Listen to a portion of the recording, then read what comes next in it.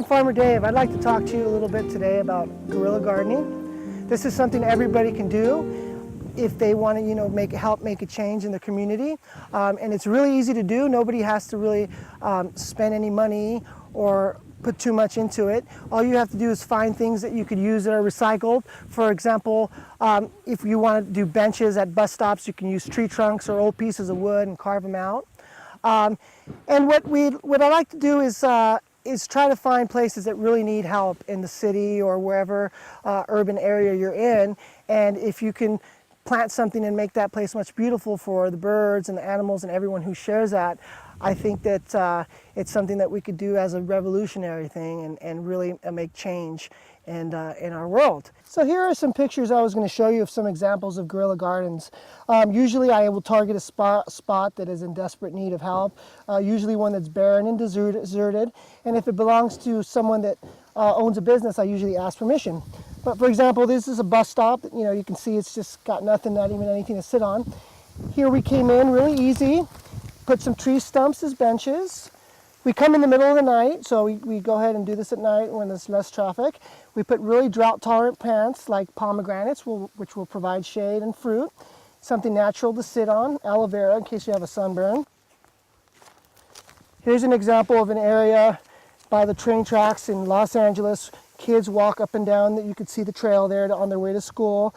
There's usually trash and graffiti on the wall, so what we wanted to do is something special for the kids and for all the people that come by and hopefully bring peace to this area. So this is kind of a before, and then you can see here that I've outlined a path, made a little area for sitting. And a friend of mine and I and the community got together to do a mural. So you can see the progression of just the path and the grass, and now you can see I'm actually sitting in my park now, in our park, the community park, and you can see the mural. The mural is very special because in the mural there's lots of people in here. There's even Bob Marley, the Virgin Mary, Gandhi, John Lennon, and there's also just a lot of diversity, and everyone's living in harmony. We wanted to show that for the community, and as people drove by on the train, we thought it would be something really nice. And there's gardens, and it kind of shows a nice, beautiful ecosystem living in harmony with people as well. I'm in Hawaii now, and we're going to be doing some guerrilla garden bus stops. This is a bench that we made out of a scrap piece of wood that was lying around, and it's not just your ordinary bench, we turned it into a surfboard. And so you can be kind of artistic and fun with it, and we're going to put it in an area, since this is Kauai, there's a lot of beach culture, so we wanted to accommodate people's likes and interests. It's really going to help. People are going to have a bus stop where they can sit, and we're going to put some really medicinal and super drought-tolerant plants so they can feed or help somebody in need. So that's kind of the goal behind guerrilla gardening, is to kind of take a stand and go out there, and you can ask permission for places that where there's an owner of a certain area and you don't want to do it without disrespecting anyone. You can go ahead and ask them, and my experience has been that if you're going to do the work for free, they're going to be happy to let you do something like that, and you only know if you try. I call this broken concrete urbanite. It's a shame to let this go to waste and spend so much money in hauling it away if you're going to tear it out. So you could use this for all kinds of stuff, for walkways and patios, and for all kinds of garden design as well. The only thing that we recycled here that we can't always get for free is maybe the gravel, but someone was nice enough to give it to us. But so yeah, this is a patio. It's all recycled. It's permeable, and we wanted to build it around a little fire pit, so we'd have a grill here. You can make your have your lunches outside sometimes, and a nice little fire in the evening. Now I'm here at the Common Ground Gardens and Cafe, and I'd like to talk to you a little bit about the herb spiral gardens, or the Fibonacci spiral. So behind me you can see all these flowers that are in full bloom that look great and beautiful right now. There's opal basil, there's edible begonia flowers, there's even some leeks, chives, wormwood, echinacea, which is a beautiful medicinal plant, is the purple cone flowers. And they're all thriving with little water, and they're all getting the sun that they need, and they're not competing for roots. But spirals are great because you could really maximize space.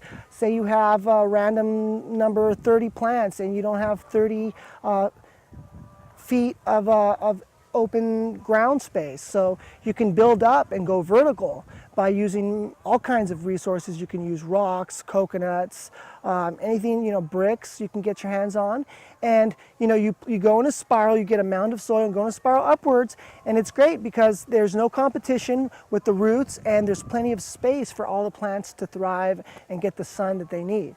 Here we have a variety of plants. We have all kinds of companions and diversity for better pest control and better health and pollination.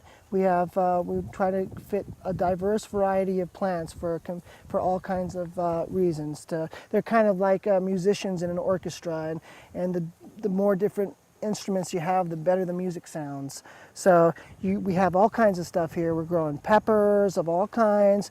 We even have mint, kale, just to name a few, eggplants, chard, and all the beneficial plants. We have dills and fennels far out there to attract the ladybugs.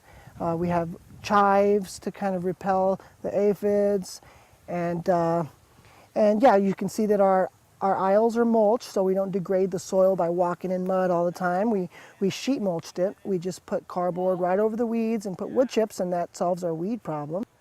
So it's another day of fun work at Common Ground. We're looking at the soybeans that we recently just harvested, and we do a lot of crop rotation here. So wherever we plant a crop, we usually succeed it with a crop that's going to benefit from whatever was planted there before, or just not to stress the area out. So we make sure not to really mess with the soil microorganisms that way also. And here we are looking at some artichokes, which we're hoping will produce. This usually likes a little bit of a cooler climate, and here we are at 75 degrees, which is not so bad in Kauai. Everyone says they're not going to produce, but we're hoping they'll produce. They look pretty good, so maybe this winter. Here we have some beautiful eggplants with lots of flowers. And you can see the little butterfly here. He's going to hit them too, hopefully. And that's it. And here we have a mix of lettuce greens that we can come by and harvest a few times. As long as you don't take out the little shoots in the center, you can come by with scissors and just kind of shear it down, making sure you leave the 3 little shoots in the center, so keep producing. I like to sometimes think as the earth's soil as if it was like a breathing canvas with seeds of paint. Wait, oh no, never mind. That's okay. So here what you're looking at is a flower of the loofah plant. This beautiful yellow flower will become a loofah, which is actually a scrubbing sponge that you use in your showers to kind of exfoliate your skin. So it's a really beautiful flower, and this is it before it becomes that. And it's providing lots of nectar for lots of bees that are going to make lots of loofahs. So here in my hand is a loofah.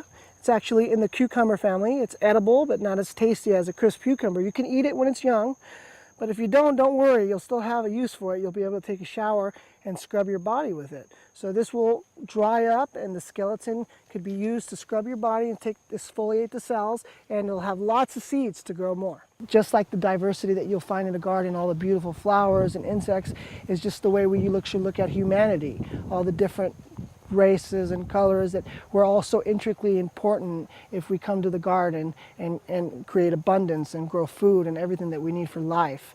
And all we need to do is work in harmony and learn from nature and see what we can do to enhance it and be good shepherds of the earth and help it be more productive, like planting flowers for the bees and for the ladybugs and for the butterflies, and planting plants that are going to fix nitrogen and help the soil and grow the soil and benefit the plants, and just everything together, working together in harmony, could be done. And that's my mission. And I'm also going to be guerrilla gardening when I'm not doing this as my day job. And guerrilla gardening is something I like to do, and I think everybody can get a part of it and do it, and it's something they can do in their community. They can go and ask store owners if they can help beautify their neighborhood and get everybody involved, and everybody can get together and make their community a better place, for not just for humanity, but for all the beautiful creatures that we share it with.